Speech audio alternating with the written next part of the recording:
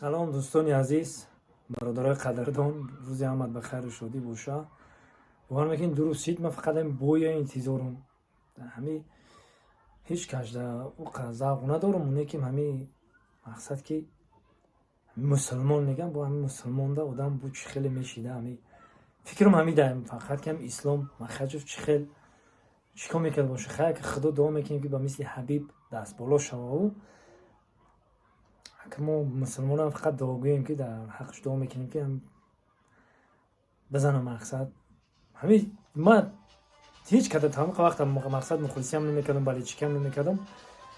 همین حبیب دو مقصد همین اسلام خجف ده. خیلی که تاجیکا ده همه شما مخلصیم، تاجیکا را همه شما مخلصی میکنم. لیکن من مسلمان هم دو نفر به حد خیلی هسته که فقط انتظار همی اومده که چیکار میکنن، خیلی میزنن که خیلی کی چی میگه. من میگم اسلام میزنه که کی چی نیت داره در تای کامنتر بنویسه. مقصد اجداد میکنیم تا ساعت 12 شب کی میزنه. ما گفتی ورسو گداد میکنم. ما با فکر ما که اسلام میزنه. اگر اسلام که بزنه خداوند بزرگ خودش بده دست بالا شوه. ما مسلمان ها انشالله که دوگوییم خرسان میشیم. همین زندگی چیه؟ میگه عمر اگر خوش گذرد زندگی خزر کم است، ورنه خوش گذرد نیمی نفس بسیار است.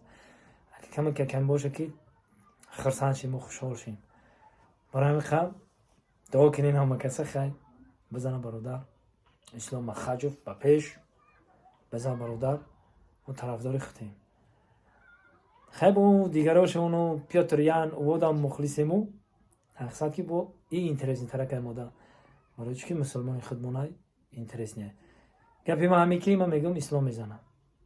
یک جای تماشا میکنیم میبینیم حلاوت میبریم. چی گفتیم برادران؟ رفتیم.